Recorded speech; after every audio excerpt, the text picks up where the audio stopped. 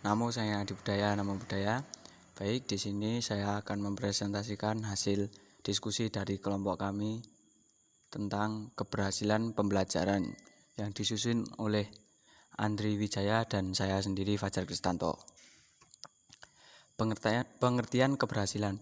Belajar merupakan proses perubahan tingkah laku pada seseorang yang asalnya tidak tahu menjadi tahu, yang asalnya tidak mempunyai keterampilan menjadi mempunyai keterampilan, dan yang asalnya tidak dapat mengerjakan sesuatu menjadi bisa mengerjakan sesuatu, yang semuanya itu merupakan hasil dari pengalaman atau interaksi dengan lingkungan yang dilakukan secara sengaja. Dengan demikian, perubahan-perubahan yang terjadi pada peserta didik sebagai akibat dari proses belajar mengajar tersebut merupakan hasil dari belajar, atau dengan kata lain disebut hasil belajar atau keberhasilan pembelajaran. Standar keberhasilan. Keberhasilan adalah patokan ukuran tingkat pencapaian prestasi belajar yang mengacu pada kompetensi dasar dan standar kompetensi yang ditetapkan yang mencirikan penguasaan konsep atau keterampilan yang dapat diamati dan diukur.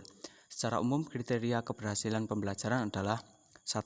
Keberhasilan peserta didik menyelesaikan serangkaian tes, baik tes formatif, tes sumatif, maupun tes keterampilan yang mencapai tingkat keberhasilan rata-rata 60%.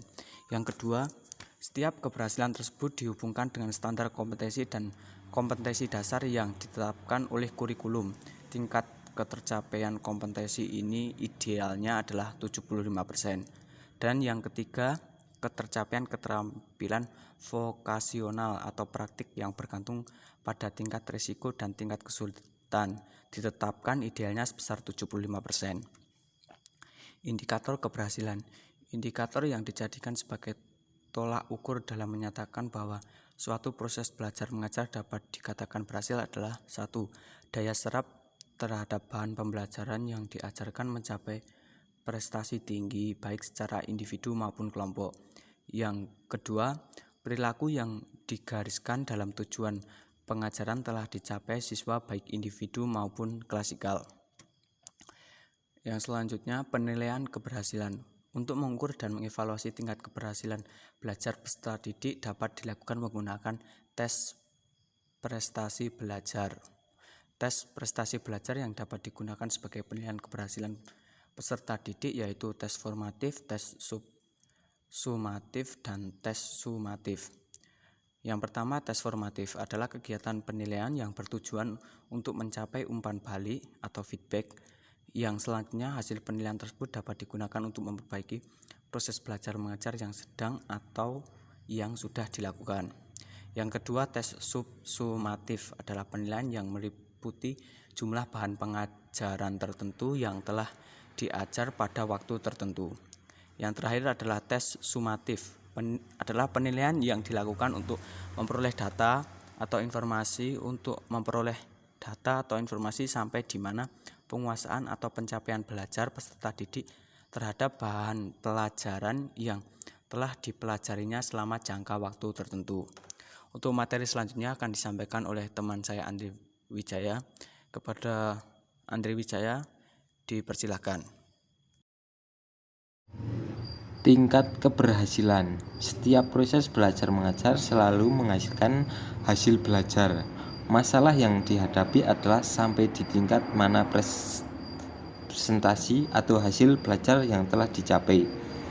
Tingkatan keberhasilan tersebut adalah sebagai berikut.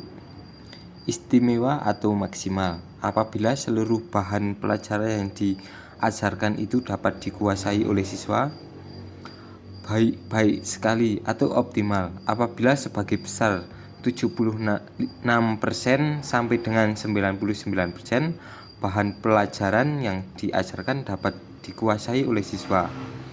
Baik atau minimal apabila bahan pelajaran yang diajarkan hanya 60% sampai dengan 75% saja dikuasai oleh siswa.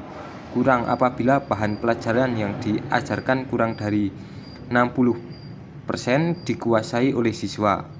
Dengan melihat data yang terdapat dalam format daya serap siswa dalam pelajaran dan persentase keberhasilan siswa dalam mencapai tik tersebut dapatlah diketahui keberhasilan proses belajar mengajar yang telah dilakukan siswa dan pendidik. Program perbaikan keberhasilan.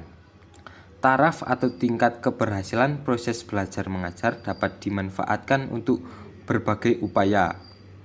Alat ukurnya berdasarkan kaidah, aturan, hukum, atau ketentuan penyusunan butir tes. Pengajaran perbaikan biasanya mengandung kegiatan sebagai berikut. A. Mengulang pokok bahasan seluruhnya. B. Mengulang bagian dari pokok bahasan yang hendak dikuasai. C. Memecahkan masalah atau menyelesaikan soal-soal bersama-sama. D. Memberikan tugas-tugas khusus. Faktor-faktor yang mempengaruhi keberhasilan. Yang pertama, faktor tujuan. Tujuan adalah pedoman sekaligus sebagai sasaran yang akan dicapai dalam kegiatan belajar mengajar.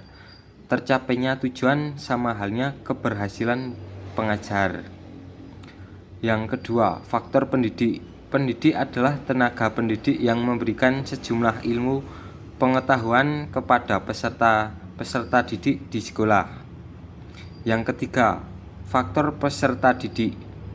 Bahwa peserta didik adalah unsur manusiawi yang mempengaruhi kegiatan belajar mengajar berikut. Hasil dari kegiatan itu yaitu keberhasilan belajar mengajar. Yang keempat, faktor kegiatan pengajaran. Pola umum kegiatan pengajaran adalah terjadinya interaksi antara pendidik dengan peserta didik dengan bahan sebagai perantaranya. Cukup sekian presentasi dari kelompok kami. Terima kasih. Namo Sang Hyang Adi Budaya, Namo Buddhaya.